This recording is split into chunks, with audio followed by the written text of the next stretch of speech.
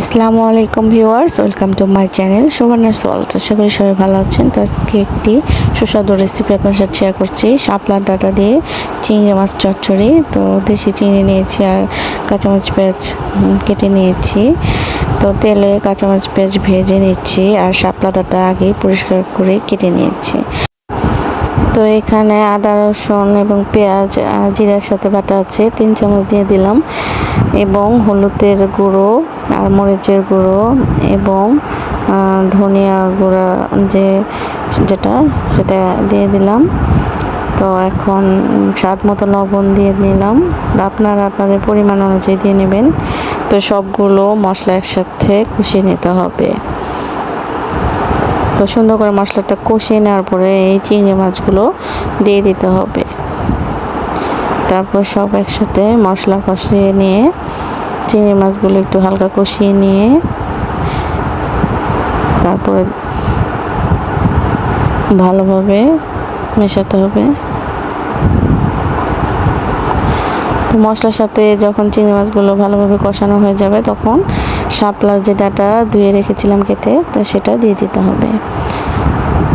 তো শাপলার ডাঁটা এখানে আমি ধুয়ে নিয়েছি, তো সবগুলো এখানে দিতে হবে।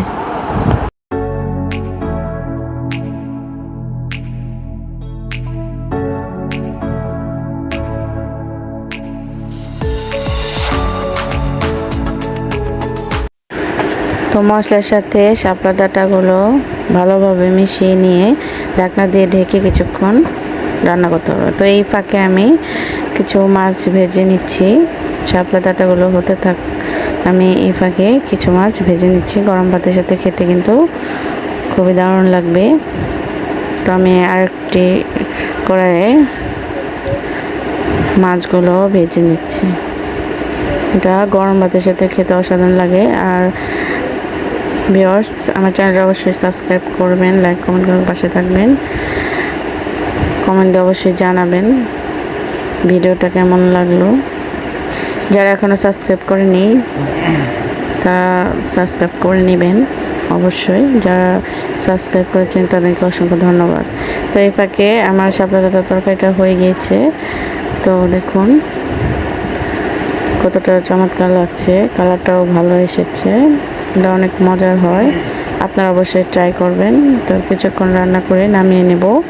তো হয়ে গিয়েছে আমার শাপলা ডাঁটার তরকারি, চিংড়ি মাছ দিয়ে শাপলা চচ্চড়ি। অবশ্যই ট্রাই করবেন। ধন্যবাদ সবাইকে।